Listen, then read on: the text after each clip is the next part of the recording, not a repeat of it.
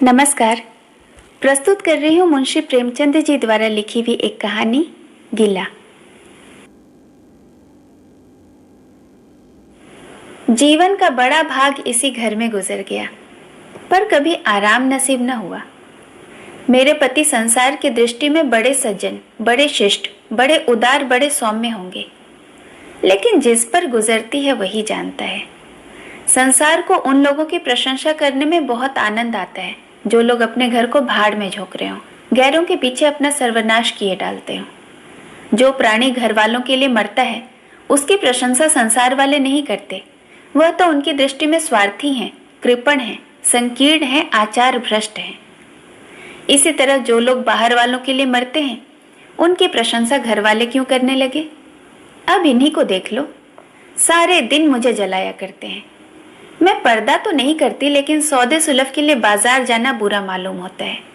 और इनका यह हाल है कि चीजें मंगवाओ तो ऐसी दुकान से लाएंगे जहां कोई ग्राहक भूल कर भी न जाता हो।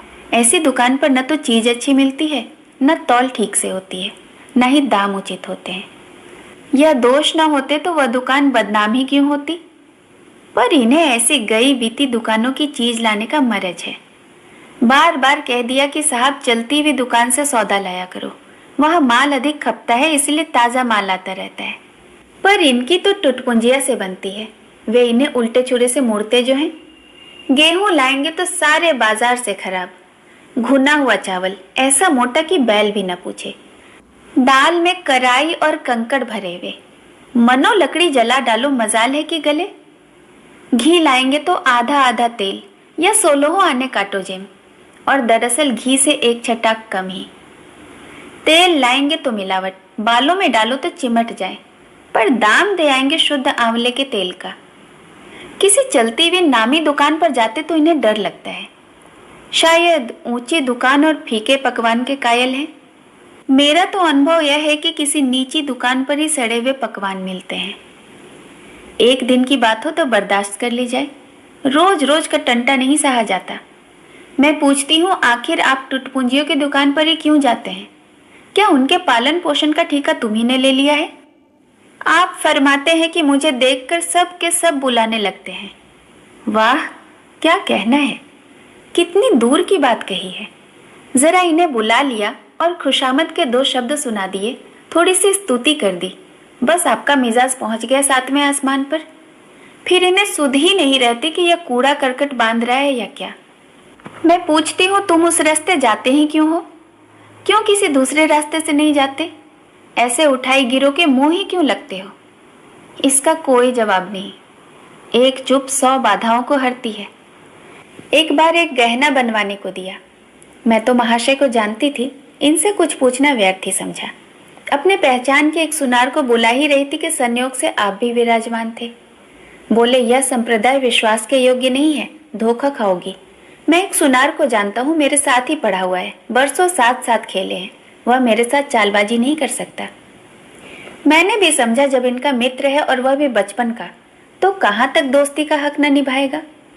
सोने का एक आभूषण और 100 रुपये इनके हवाले कर दिए। इस भले मानुष ने वह आभूषण और रुपया न जाने किस बेईमान को दे दिए कि बरसों के झंझट के बाद जब चीज बनकर आई तो 8 आने तांबा, और इतनी भद्दी की देखकर घिन लगती थी। बरसों की अभिलाषा धूल में मिल गई, रो पीट कर बैठ रही। ऐसे वफादार तो इनके मित्र हैं जिन्हें मित्र की गर्दन पर छुरी फेरने में भी संकोच नहीं। इनके दोस्ती भी उन्हीं लोगों से है जो जमाने भर के गट्टू, गिरह, गट, लंगोटी में फाग खेलने वाले फाके मस्त हैं, जिनका उद्यम ही इन जैसे आंख के अंधों से दोस्ती गांठना है। नित्य ही एक न एक महाशय उधार मांगने के लिए सिर पर सवार रहते हैं और बिना लिए गला नहीं छोड़ते। मगर ऐसा कभी नहीं हुआ कि किसी ने रुपए चुकाए भी हों। आदमी एक बार खोकर सीखता है, 2 बार खोकर सीखता है, परंतु यह भले मानस 1000 बार खोकर भी नहीं सीखते। जब कहती हूँ रुपए दे तो आए, अब मांग क्यों नहीं लेते? क्या मर गए तुम्हारे वह दोस्त? तो बगले झांकने लगते हैं। आपसे मित्रों को सूखा जवाब नहीं दिया जाता। खैर, सूखा जवाब न दो, मैं भी नहीं कहती कि दोस्तों से बेमुरवती करो, मगर चिकनी चुपड़ी बातें तो बना सकते हो, बहाने तो कर ही सकते हो। किसी मित्र ने रुपये मांग लिए और इनके सिर पर बोझ पड़ गया। बेचारे को कैसे इनकार करें? आखिर लोग न जान जाएंगे कि यह महाशय भी खोखली है। इनकी ख्वाहिश ही यही है कि दुनिया इन्हें संपन्न समझती रहे, चाहे मेरे गहने ही गिरवी क्यों न रखने पड़े। सच कहती हूँ, कभी कभी तो एक एक पैसे की तंगी हो जाती है और इन भले मानुस को रुपये जैसे घर में काटते हैं। जब तक रुपये के वारे न्यारे न कर ले इन्हें चैन नहीं आता। इनके करतूत कहाँ तक गिनाऊं, मेरी तो नाक में दम आ गया है। एक न एक मेहमान रोज यमराज की भांति सिर पर सवार रहते हैं। न जाने कहाँ के बेफिक्रे मित्र हैं इनके। कोई कहीं से आकर मरता है तो कोई कहीं से आकर। घर क्या है, अजय अपाहिजों का अड्डा है। जरा सा तो घर है, मुश्किल से 2 पलंग, ओढ़ना बिछौना भी फालतू नहीं है।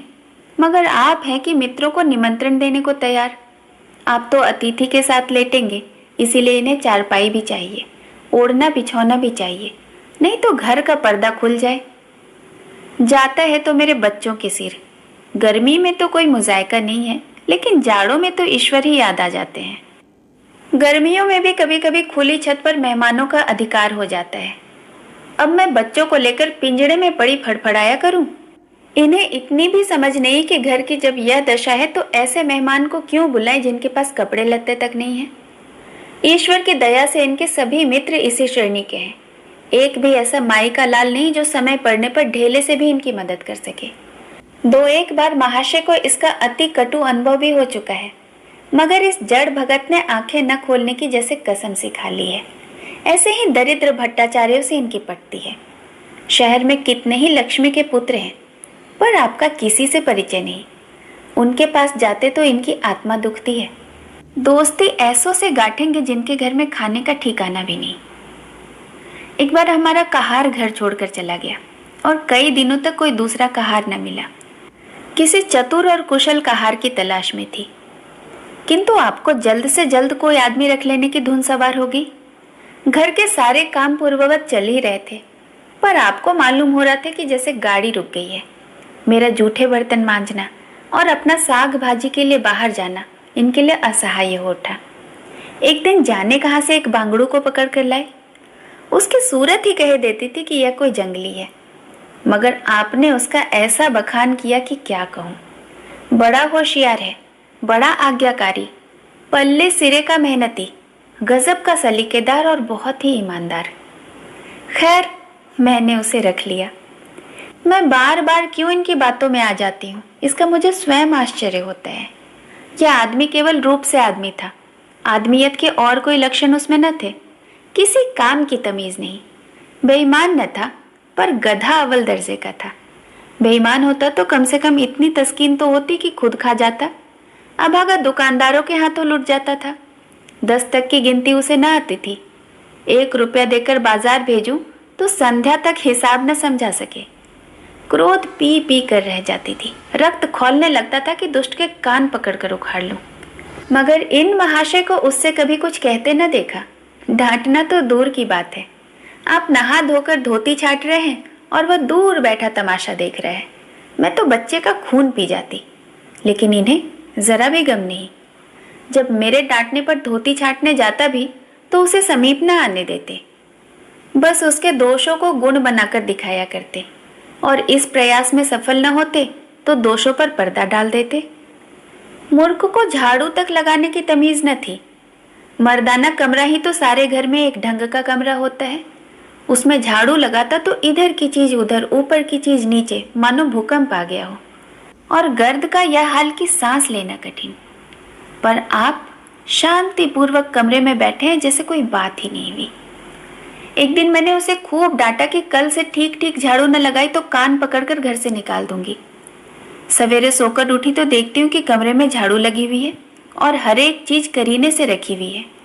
गर्द गुबार का नाम तक नहीं। मैं चकित होकर देखने लगी तो आप हंसकर बोले, देखती क्या हो, आज घूरे ने बड़े सवेरे उठकर झाड़ू लगाई है। मैंने समझा दिया है, तुम ढंग से तो बताती नहीं, उल्टे डांटने लगती हो। मैंने समझा खैर, दुष्ट ने कम से कम काम तो सलीके से किया। अब रोज सवेरे कमरा साफ सुथरा मिलता। घूरे मेरी दृष्टि में विश्वसनीय बनने लगा। संयोग की बात कि एक दिन मैं जरा अपने समय से और भी पहले उठ गई और कमरे में आई तो देखती हूँ कि घूरे द्वार पर खड़ा है और आप तन मन से कमरे में झाड़ू लगा रहे हैं। मेरी आंखों में खून उतर आया। उनके हाथ से झाड़ू छीनकर घूरे के सिर पर जमा दी। हरामखोर को उसी दम निकाल बाहर किया। आप फरमाने लगे कि उसका महीना तो चुका दो। वाह री समझ, एक तो काम न करे, ऊपर से आंखें दिखाए, ऊपर से पूरी मजूरी भी चुका दो। मैंने एक कौड़ी भी न दी। एक कुर्ता दिया था वह भी छीन लिया। पर इस पर जड़ भरत महाशय मुझसे बहुत दिनों तक रूठे रहे। घर छोड़कर भागे जाते थे, बड़ी मुश्किलों से रुके। ऐसे भोंदू भी संसार में भरे पड़े हैं। मैं न होती तो शायद अब तक इन्हें बाजार में किसी ने बेच दिया होता था। एक दिन मेहतर ने उतारे कपड़ों का सवाल किया। इस बेकारी के जमाने में फालतू कपड़े तो शायद पुलिस वालों या रईसों के घर में हो। मेरे घर तो जरूरी कपड़े भी काफी नहीं। आपका वस्त्रालय एक बक्ची में आ जाएगा जो डाक के पार्सल से कहीं भेजा जा सकता है। फिर इस साल जाड़ों के कपड़े बनवाने की नौबत ही ना आने पाई। पैसे ही नजर ना आते थे, कपड़े कहाँ से बनेंगे। मैंने मेहतर को साफ जवाब दे दिया। कड़ाके का जाड़ा पड़ रहा था, इसका अनुभव मुझे कम न था। गरीबों पर क्या बीत रही है इसका भी मुझे ज्ञान था। लेकिन मेरे या आपके पास खेद के सिवाय इसका और इलाज ही क्या है। जब तक समाज का यह संगठन रहेगा ऐसी शिकायतें पैदा होती ही रहेंगी। जब एक एक अमीर और रईस के पास एक एक मालगाड़ी कपड़ों से भरी पड़ी है, तब फिर निर्धनों को क्यों न नग्नता का कष्ट उठाना पड़े। खैर, मैंने तो मेहतर को जवाब दे दिया, पर आपने क्या किया? अपना कोट उठाकर उसे भेंट कर दिया। मेरी देह में आग लग गई। इतनी दानशील भी नहीं हूं कि दूसरों को खिलाकर आप सो रहूं। देवता के पास यही एक कोट था। आपको इसकी जरा भी चिंता न हुई कि आप पहनेंगे क्या। यश के लोभ ने जैसे बुद्धि ही हर ली। मेहतर ने सलाम किया, दुआएं दी और अपनी राह ली। आप कई दिनों तक सर्दी से ठिठुरते रहे। प्रातःकाल घूमने जाया करते थे, वह बंद हो गया। ईश्वर ने इन्हें हृदय भी विचित्र प्रकार का दिया है। फटे पुराने कपड़े पहनते आपको जरा भी संकोच नहीं होता। मैं तो मारे लाज के गड़ जाती हूँ, पर आपको जरा भी फिक्र नहीं। कोई हंसता है तो हंसे आपकी बला से। अंत में जब मुझसे न देखा गया तो मैंने एक कोट बनवा दिया। जी तो जलता था कि खूब सर्दी खाने दूं, पर डरी कि कहीं बीमार न पड़ जाए तो और भी बुरा हो जाएगा। आखिर काम तो उन्हीं को करना है। महाशय दिल में समझते होंगे कि मैं कितनी विनीत, कितनी परोपकारी हूँ। शायद इन्हें इन बातों का गर्व भी हो, पर मैं इन्हें परोपकारी नहीं समझती, ना ही विनीत समझती हूँ। यह जड़ता है, सीधी सादी निरीहता। जिस मेहतर को आपने अपना कोट दिया उसे मैंने कई बार रात को शराब के नशे में मस्त झूमता देखा और आपको भी दिखा दिया। फिर दूसरों के विवेकहीनता की पुरौती हम क्यों करें। अगर आप विनीत और परोपकारी होते तो घर वालों के प्रति भी आपके मन में कुछ उदारता होती, या सारी उदारता बाहर वालों के लिए ही सुरक्षित है। घर वालों को उसका अल्पांश भी न मिलना चाहिए। मेरी इतनी अवस्था बीत गई, पर इस भले आदमी ने कभी अपने हाथों से मुझे एक उपहार भी न दिया। बेशक मैं जो चीज बाजार से लाऊं उन्हें लाने में इन्हें जरा भी आपत्ति नहीं, बिल्कुल उज्र नहीं, मगर रुपये मैं दे दूं यह शर्त है। इन्हें खुद कभी उमंग नहीं होता। यह मैं मानती हूँ कि बेचारे अपने लिए भी कुछ नहीं लाते। मैं जो कुछ मंगवा दूं उसी पर संतुष्ट हो जाते हैं। मगर आखिर आदमी कभी कभी शौक की चीजें चाहता ही है। अन्य पुरुषों को देखती हूँ कि स्त्री के लिए तरह तरह के गहने, भांति भांति के कपड़े, शौक श्रृंगार की वस्तुएं लाते रहते हैं। यहाँ इस व्यवहार का निषेध है। बच्चों के लिए भी मिठाइयाँ, खिलौने, बाजे शायद ही जीवन में कभी आए हों। शपथ ही खाली है। इसीलिए मैं तो इन्हें कृपण कहूंगी, अरसिक कहूंगी, हृदय शून्य कहूंगी, लेकिन उदार नहीं कह सकती। दूसरों के साथ जो इनका सेवा भाव है उसका कारण है इनका यश लोभ और व्यवहारिक अज्ञानता। आपके विनय का यह हाल है कि जिस दफ्तर में आप नौकर हैं उसके किसी अधिकारी से आपका मेल जोल नहीं है। अफसरों को सलाम करना तो इनकी नीति के विरुद्ध है। नजर या डाली तो दूर की बात है। और तो और कभी किसी अफसर के घर भी नहीं जाते। इसका खामियाजा आप न उठाए तो कौन उठाए। औरों को रियायती छुट्टियां मिलती है, आपका वेतन कटता है। औरों की तरक्कियां होती है, आपको कोई पूछता भी नहीं। हाजिरी में 5 मिनट की भी देर हो जाए तो जवाब पूछा जाता है। बेचारे जी तोड़कर काम करते हैं, कोई कठिन काम आ जाता है तो इन्हीं के सर मढ़ दिया जाता है। इन्हें जरा भी आपत्ति नहीं होती। दफ्तर में इन्हें घिस्सू पिस्सू आदि की उपाधियां मिली हुई हैं। मगर पड़ाव कितना ही बड़ा क्यों न मारे, इनके भाग्य में वही सूखी घास ही लिखी है।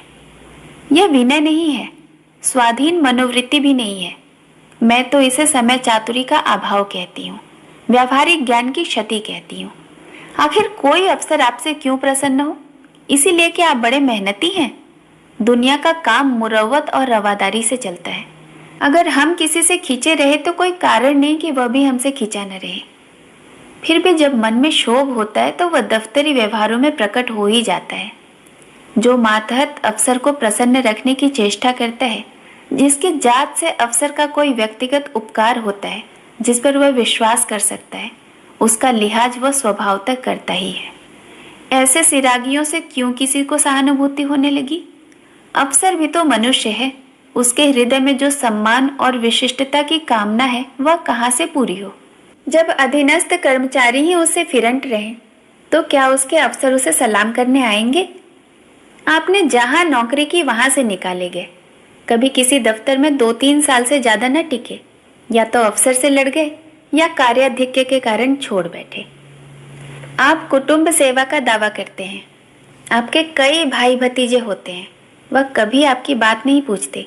आप बराबर उनका मुंह ताकते रहते हैं। इनके एक भाई साहब आजकल तहसीलदार हैं। घर की मिल्कियत उन्हीं की निगरानी में है। वह ठाठ से रहते हैं, मोटर रख लिए और कई नौकर चाकर हैं, मगर यहाँ भूले से भी पत्र नहीं लिखते हैं। एक बार हमें रुपये की बड़ी तंगी हुई। मैंने कहा अपने भ्राता जी से क्यों नहीं मांग लेते। कहने लगे उन्हें क्यों चिंता में डालूं, उन्हें भी तो अपना खर्च है, ऐसी कौन सी बचत हो जाती होगी। जब मैंने बहुत मजबूर किया तो आपने पत्र लिखा। मालूम नहीं पत्र में क्या लिखा। पत्र लिखा भी या मुझे चकमा दे दिया। रुपये ना आने थे सो ना आए।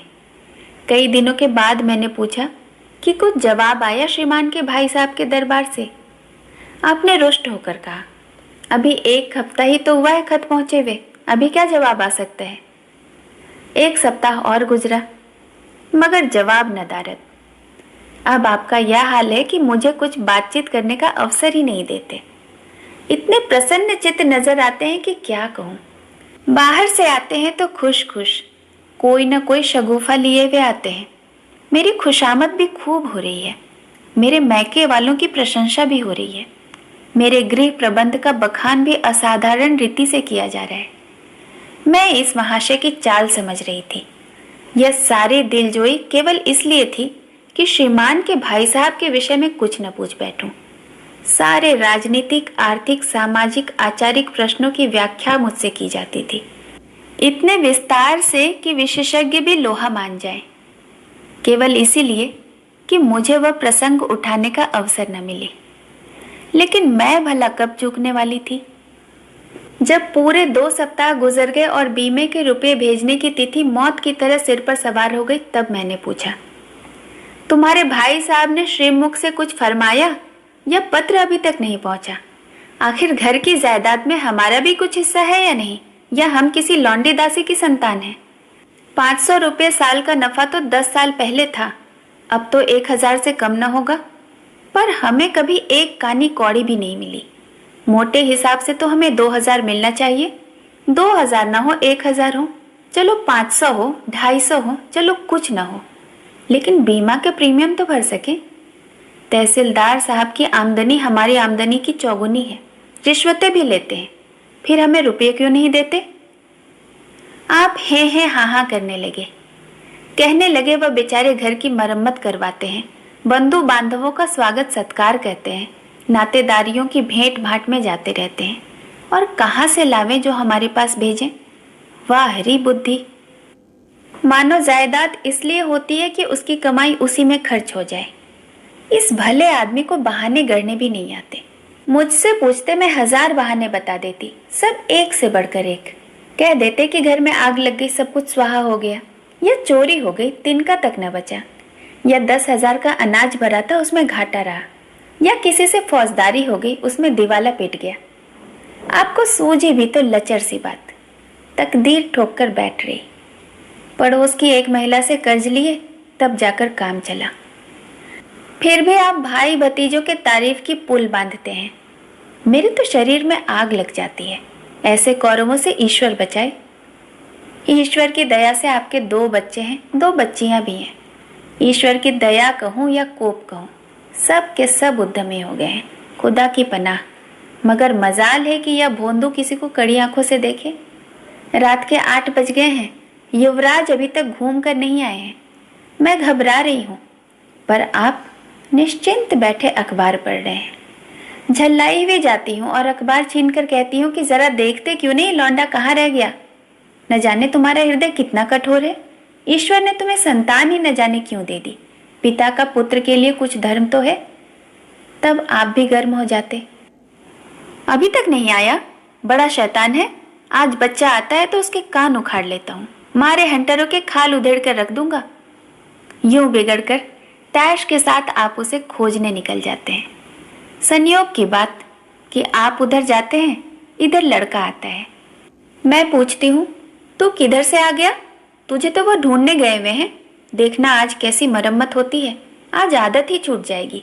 दांत पीस रहे थे, आते ही होंगे, छड़ी भी उनके हाथ में है। तुम इतने मन के हो गए कि किसी की बात नहीं सुनते हो। आज आटे दाल का भाव मालूम होगा। लड़का सहम जाता है और लैंप जलाकर पढ़ने बैठ जाता है। महाशय जी 2-2.5 घंटे के बाद लौटते हैं, हैरान, परेशान, बदहवास। घर में पांव रखते ही पूछते हैं कि आया कि नहीं। मैं उनका क्रोध उत्तेजित करने के विचार से कहती हूँ कि आकर बैठा तो है, जाकर पूछते क्यों नहीं। पूछकर हार गई थी, कहाँ गया था, कुछ बोलता ही नहीं। आप गरज कर कहते हैं कि मन्नू यहाँ आओ। लड़का थर थर कांपता हुआ आकर आंगन में खड़ा हो जाता है। दोनों बच्चियां घर में छिप जाती है कि कोई बड़ा भयंकर कांड होने वाला है। छोटा बच्चा खिड़की से चूहे की तरह झांक रहा है। आप क्रोध से बौखलाए हुए हैं, हाथ में छड़ी है ही। मैं भी वह क्रोधान्मत आकृति देखकर पछताने लगती हूँ कि कहाँ से इनसे शिकायत की। आप लड़के के पास जाते हैं, मगर छड़ी जमाने के बदले आहिस्ते से उसके कंधों पर हाथ रखकर बनावटी क्रोध से कहते हैं, तुम कहाँ चले गए थे जी? मना किया जाता है, मानते नहीं हो। खबरदार जो अब कभी इतनी देर होगी। आदमी शाम को घर चला आता है या मटर गश्ती करता है। मैं समझ रही हूँ कि यह भूमिका है। विषय तो अब आएगा। भूमिका तो बुरी नहीं है, लेकिन यहाँ तो भूमिका पर ही इति हो जाती है। बस आपका क्रोध शांत हो गया, बिल्कुल जैसे घटाएं घेर घार कर आई, काले बादल छाए, गड़गड़ाहट हुई और गिरी क्या 4 बूंदें। लड़का अपने कमरे में चला जाता है और शायद खुशी से नाचने लगता है। मैं पराभूत होकर कहती हूँ, तुम तो जैसे डर ही गए। 2-4 तमाचे तो लगा दिए होते। इसी तरह तो लड़के शेर हो जाते हैं। आप फरमाते हैं, तुमने सुना नहीं मैंने कितने जोर से डांटा? बच्चे की जान ही निकल गई होती। देख लेना जो फिर कभी देर से आए। तुमने डांटा तो नहीं, हाँ आंसू पोंछ दिए। तुमने मेरी डांट नहीं सुनी? क्या कहना आपकी डांट का, लोगों के कान बहरे हो गए। लाओ मैं तुम्हारा गला सहला दूं। आपने एक नया सिद्धांत निकाला है कि दंड देने से लड़के खराब हो जाते हैं। आपके विचार से लड़कों को आज़ाद रहना चाहिए। उन पर किसी तरह का बंधन, शासन या दबाव नहीं होना चाहिए। आपके मत से शासन बालकों के मानसिक विकास में बाधक होता है। इसी का यह फल है कि लड़के बेनकेल के ऊंट बने हुए हैं। कोई 1 मिनट भी किताब खोलकर नहीं बैठता। कभी गुल्ली डंडा, कभी गोलियां, कभी कनकौवे। श्रीमान भी लड़कों के साथ खेलते हैं। 40 साल की उम्र और लड़कपन इतना। मेरे पिताजी के सामने मजाल थी कि कोई लड़का कनकौवा उड़ा ले या गुल्ली डंडा खेल सके। खून पी जाते। प्रातः काल से लड़कों को लेकर बैठ जाते थे।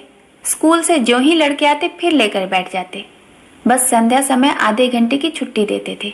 रात को फिर जोर देते थे। यह नहीं कि आप अखबार पढ़ा करें और लड़के गली गली भटकते फिरें। कभी कभी आप सींग काटकर बछड़े बन जाते हैं। लड़कों के साथ बैठकर ताश खेलने लगते हैं। ऐसे बाप का भला लड़कों पर क्या रौब हो सकता है। मेरे पिताजी के सामने भाई सीधे ताक नहीं सकते थे। उनकी आवाज़ सुनते ही तहलका मच जाता था। उन्होंने घर में कदम रखा और शांति का साम्राज्य हुआ। उनके सम्मुख जाते लड़कों के प्राण सूखते थे। उसी शासन की यह बरकत है कि सभी लड़के आज अच्छे अच्छे पदों पर पहुंच गए हैं। हाँ, स्वास्थ्य किसी का अच्छा नहीं है, तो पिताजी का ही स्वास्थ्य कौन सा बड़ा अच्छा था। बेचारे हमेशा किसी न किसी औषधि का सेवन करते रहते थे। और क्या कहूँ, एक दिन तो हद हो गई। श्रीमान जी लड़कों को कनकौवा उड़ाने की शिक्षा दे रहे थे। यूं घुमाओ, यूं गोता दो, यूं खींचो और यूं ढील दो। ऐसे तन मन से सिखा रहे थे मानो गुरु मंत्र दे रहे हों। उस दिन मैंने इनकी ऐसी खबर ली कि याद करते होंगे। तुम कौन होते हो मेरे बच्चों को बिगाड़ने वाले? तुम्हें घर से कोई मतलब नहीं है न सही, लेकिन मेरे बच्चों को खराब न कीजिए, बुरी बुरी आदतें न सिखाइए। आप उन्हें सुधार नहीं सकते तो कम से कम बिगाड़िए तो मत। लगे बगले झांकने। मैं चाहती हूँ एक बार यह भी गर्म पड़े तो मैं अपना चंडी रूप दिखाऊं, पर यह इतना जल्दी दब जाते हैं कि मैं हार मान जाती हूँ। मेरे पिताजी किसी लड़के को मेले तमाशे न ले जाते थे। लड़का सिर पीट कर मर जाए मगर वह जरा भी न पसीजते थे। और इन महात्मा जी का यह हाल है कि एक एक से पूछ पूछ कर मेले ले जाते हैं। चलो चलो, वहाँ बड़ी बहार है, खूब आतिशबाजियाँ छूटेंगी, गुब्बारे उड़ेंगे, विलायती चरखियाँ भी हैं, उन पर मजे से बैठना। और तो और आप लड़कों को हॉकी खेलने से भी नहीं रोकते। या अंग्रेजी खेल भी कितने जानलेवा होते हैं। क्रिकेट, फुटबॉल, हॉकी एक से एक घातक। गेंद लग जाए तो जान लेकर ही छोड़े। पर आपको इन सभी खेलों से प्रेम है। कोई लड़का मैच जीत कर आ जाए तो ऐसा फूल उठते हैं मानो किला जीत कर आया हो। आपको इसकी जरा भी परवाह नहीं कि चोट चपेट आ गई तो क्या होगा। हाथ पांव टूट गए तो बेचारों की जिंदगी कैसे पार लगेगी। पिछले साल कन्या का विवाह किया था। आपको जिद थी कि दहेज के नाम पर कानी कौड़ी भी न देंगे, चाहे कन्या आजीवन कुंवारी ही बैठी रहे। यहाँ भी आपका आशीर्वाद आकूदा। समाज के नेताओं का छल प्रपंच आए दिन देखते रहते हैं, फिर भी आपकी आंखें नहीं खुलती। जब तक समाज की ये व्यवस्था कायम है और युवती कन्या का अविवाहित रहना निंदास्पद है, तब तक यह प्रथा मिटने वाली नहीं है। दो चार ही ऐसे व्यक्ति निकल आवे जो दहेज के लिए हाथ न फैलावे, लेकिन इसका परिस्थिति पर कोई असर नहीं पड़ता और कुप्रथा ज्यों की त्यों बनी हुई है।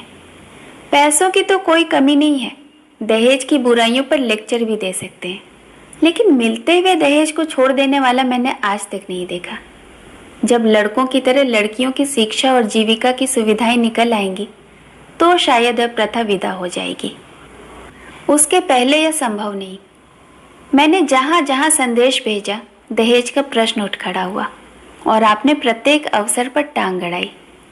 अब इस तरह पूरा साल गुजर गया और कन्या को 17वां लग गया तो मैंने एक जगह बात पक्की कर ली। आपने भी स्वीकार कर लिया, क्योंकि वर पक्ष ने लेन देन का प्रश्न उठाया ही नहीं। हालांकि अंतःकरण में उन लोगों को पूरा विश्वास था कि अच्छी रकम मिलेगी और मैंने भी तय कर लिया था कि यथाशक्ति कोई बात न उठा रखूंगी। विवाह के सकुशल हो जाने में कोई संदेह न था, लेकिन इन महाशय के आगे मेरी एक न चली। यह प्रथा निंदनीय है, यह रस्म निरर्थक है। यहाँ रुपयों की क्या जरूरत, यहाँ गीतों का क्या काम। नाक में दम था।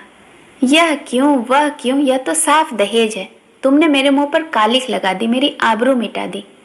जरा सोचिए इस परिस्थिति को कि द्वार पर बारात खड़ी है और यहाँ पर शास्त्रार्थ हो रहा है। विवाह का मुहूर्त आधी रात के बाद था।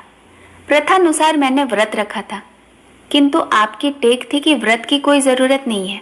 जब लड़के के माता पिता व्रत नहीं रखते, जब लड़का तक व्रत नहीं रखता, तो कन्या पक्ष वाले ही क्यों व्रत रखें। मैं और सारा खानदान मना करता रहा, लेकिन आपने नाश्ता किया, भोजन किया। खैर, कन्यादान का मुहूर्त आया। आप सदैव से इस प्रथा के विरोधी रहे हैं। आप इसे निषिद्ध समझते हैं। कन्या क्या दान की वस्तु है? दान रुपए पैसे जमीन जायदाद का हो सकता है, पशु दान भी हो सकता है, लेकिन लड़की का दान एक लचर सी बात है। कितना समझाती हूँ कि पुरानी प्रथा है, वेद काल से होती चली आती है, शास्त्रों में इसकी व्यवस्था है। संबंधी समझा रहे हैं, पंडित समझा रहे हैं, पर आप हैं कि कान पर जूं तक नहीं रेंगती। हाथ जोड़ती हूँ, पैर पड़ती हूँ, गिड़गिड़ाती हूँ, लेकिन मंडप के नीचे न गए। और मजा यह कि आपने ही तो यह अनर्थ किया और आप ही मुझसे रूठ गए। विवाह के पश्चात महीनों तक बोलचाल न रही, झक मारकर मुझी को मनाना पड़ा। किंतु सबसे बड़ी विडंबना यह है कि इन सारे दुर्गुणों के होते हुए भी मैं इनसे एक दिन भी पृथक नहीं रह सकती, एक क्षण का वियोग नहीं सह सकती। इन सारे दोषों पर भी मुझे इनसे प्रगाढ़ प्रेम है। इनमें यह कौन सा गुण है जिस पर मैं मुग्ध होती हूँ, मैं खुद नहीं जानती। पर इनमें कोई तो ऐसी बात है जो मुझे इनकी चेरी बनाए हुए है। वह जरा मामूली सी देर में भी घर आते हैं तो प्राण नसों में समा जाते हैं। आज यदि विधाता इनके बदले में मुझे कोई विद्या या बुद्धि का पुतला, रूप या धन का देवता भी दे तो मैं उसकी ओर आंखें उठाकर न देखूं। यह धर्म की बेड़ी नहीं है, कदापि नहीं। प्रथागत पतिव्रत भी नहीं, बल्कि हम दोनों की प्रकृति में कुछ ऐसी क्षमताएं, कुछ ऐसी व्यवस्थाएं उत्पन्न हो गई हैं मानो किसी मशीन के कल पुर्जे घिस घिसाकर पिट गए हों और एक पुर्जे की जगह दूसरा पुर्जा काम न दे सके, चाहे वह पहले से कितना ही सुडौल, नया और सुदृढ़ क्यों न हो। जाने हुए रास्ते से हम निशंक आंखें बंद किए हुए जाते हैं। उसके ऊंच नीच, मोड़ और घुमाव सब हमारी आंखों में समाये हुए हैं। अनजान रास्ते पर चलना कितना कष्टप्रद होगा। शायद आज मैं इनके दोषों को गुणों से बदलने पर भी तैयार न होंगी। कहानी सुनने के लिए बहुत बहुत धन्यवाद।